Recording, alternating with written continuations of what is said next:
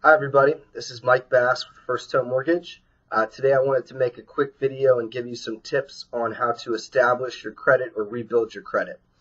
Now the first thing you want to do when you're trying to establish your credit is open up a credit card.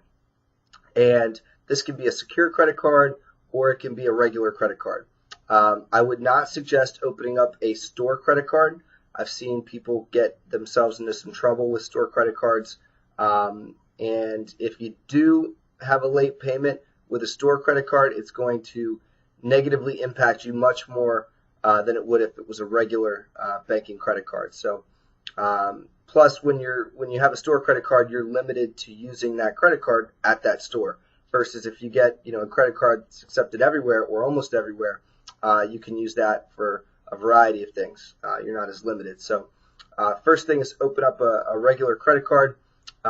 The second thing is you need to use it. So some people think that just by opening up a credit card that, voila, their credit will improve just like that. And it doesn't work that way. You do have to use the credit card and start to, show the credit agencies that you can, borrow money and then pay it off. And that's what credit's all about. So you do have to use the card.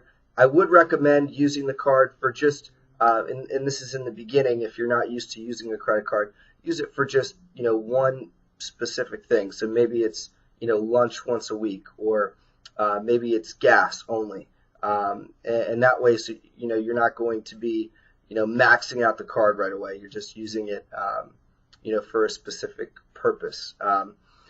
And you want to try to keep the balance of the card below 30% utilization at all times. So in other words, if your credit card has a limit of $1,000, you want to keep that balance below $300 at all times. As you start to get above 30% utilization on the credit card, your scores will start to go down. They'll be negatively impacted. So the last thing is you need to try to pay your credit card balances in full at the end of the month.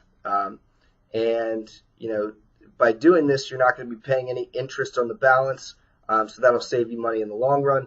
Plus, by paying, borrowing the money and then paying it in full at the end of the month, you're showing the credit agencies that you can be responsible with borrowing and paying back that money. So that doing these things will help you establish credit or reestablish credit, in the shortest amount of time. So if you have questions, feel free to reach out to me. Hopefully this was helpful, and I hope you guys have a good week. Thanks.